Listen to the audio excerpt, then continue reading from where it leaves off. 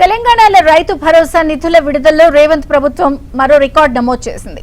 కేవలం 6 రోజుల్లోనే 68,37,000 మంది రైతుల ఖాతాల్లో 7,490 కోట్ల రూపాయలను నేరుగా జమ చేసింది. ఇవాళ 6 నుంచి 7 ఎకరాల సాగు భూమి కలిగిన రైతులకు రైతు భరోసా సాయం విడుదలైంది.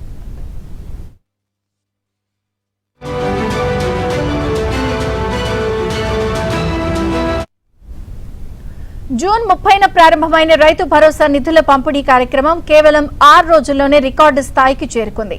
ఇప్పటి వరకు 1,24,00,000 ఎకరాల సాగు భూమికి సంబంధించిన రైతులు ఈ పథకం ద్వారా లబ్ధి పొందారు.